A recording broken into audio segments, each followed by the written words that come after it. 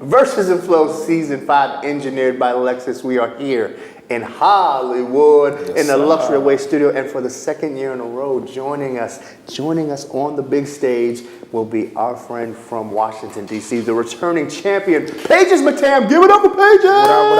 What's going on? Looking dapper as usual, brother. Thank you, brother.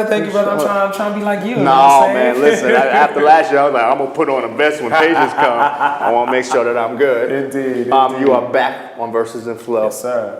You brought your whole crew with you from D.C. Yes, sir. So I see how you roll now. Indeed. Last year, you was just casing the joint. Now you're like, we're just going to take over. That's what's going to happen. So last year, you were on the show.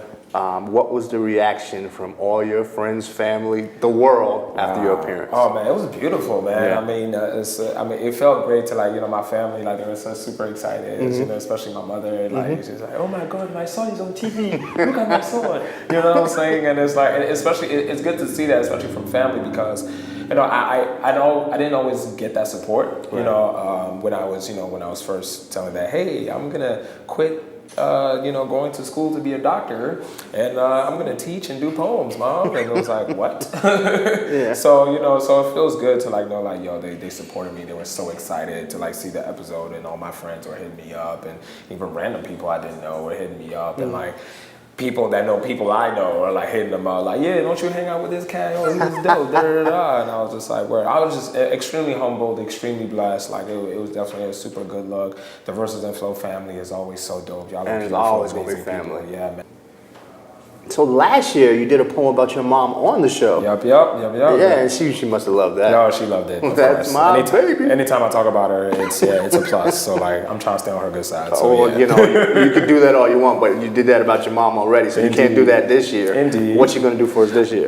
This year, funny enough, she might make an appearance. She might make a little appearance, but I decided I'm gonna go with this poem about my culture and my heritage, and very much being a Cameroonian-born man, which is Cameroon is in Central Africa, and particularly around the culture of rice. And the fact that a lot of foreign cultures and other countries, our main staple dishes are based around rice. Right. And so the whole poem is about me growing up in a household where rice was the dish that we ate just about every day, and I was so tired of it. But then the little quirks and family advice and wisdom that I got around it, and then some of the crazy and not so nice things that the elders would say to you. That's not okay to say to an 8-year-old. Right.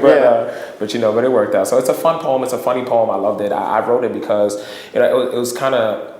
I was always being told you write a lot of hard stuff, a lot of heavy work and stuff like that, and I was like, you know what, I need to write something for me, right? Because I have a lot of a tendency when I write a lot of this work, it's always within this grander perspective of other people, So I was like, I need to write something for me, something that's just about me. I just wrote it for fun, and it worked out great. I love that poem. It's one of my favorite poems. Here's what I love: you do a lot of stuff about family life in the past. How do you because you've lived life, right? So how do you recall back to those times? Is it something that you can trigger? Is there a certain song that you play when you're writing these things where you're I remember that? Yeah, I definitely. Or do you just put some rice on the stove and what happens? I don't know. No, I definitely think music helps, most definitely. And honestly, you kind of hitting on that too, being in the kitchen, because some of my biggest memories from childhood were spent in the kitchen. Okay. Watching my mother cook, my sister cook, being invited to cook myself, and the idea that men, we got in the kitchen too. My mom was like, I'm not going to be cooking for you forever. That's just not going to be a thing. So some of those memories are in there, but then just conversations with my elders, with my mother and my aunts and uncles, and just reminiscing on life, and with my sisters, and some of the things that we went through, and this particular poem, some of the lines in there are literally exact things that my peoples would tell me, and things that they would say. So it's gonna be fun. It's gonna be fun. I'm excited. Do they look at the funny when you're taking notes? Oh yeah, say that again, Mom. A little loud. They don't do that. I try not to do that. I try to just take mental pictures. Right. Take mental pictures and then regurgitate later. Okay. Now, what's your web poem for us? Oh man, the web poem is actually it's interesting. So it's a relationship poem, but it's from the perspective of a lot of relationship poems, especially the sad breakups or the not so nice ones, tend to always in terms of a heterosexual relationship, at least, right? And it tends to always be about oh, you were with this person and they treated you bad. Why were you with them? Blah blah blah. And a lot of it is between these two. It's interesting because I'm trying to find a nice way to say this. When we talk about a lot of relationships where people were the person that they were with before was a person that necessarily wasn't the best person for them, right? And sometimes some victim blaming tends to happen with that. It's like, oh, you knew they were bad for you, or this, that, and the third. Why did you decide to stay with that person? But there's so many things there's so many layers, complex layers of emotionality, maturity on an emotional, mental level, and the psychological complex. There may be elements of abuse and all of these things. So there's too many complex layers to just say, hey, like, you should have just left this person if they were this. Like, it's so. But my take with this poem is, let's stop, telling these people to stop messing around with people that are bad for them. Right. But how about we tell the bad people to just stop being bad people? Exactly. You know what I'm saying? They need to be put on blast. Right. You know what I'm saying? Yeah. So the poem itself is entitled "A Letter to Your Ex-Boyfriends." Okay. And it's me speaking to the men, right? It's me speaking to you. I'm not going to speak to her because at the end of the day, she made her choices and she's going to have to live with that forever, right? She doesn't need me to be her hero. She doesn't need me to be her Superman, saving you from me, saving her from you.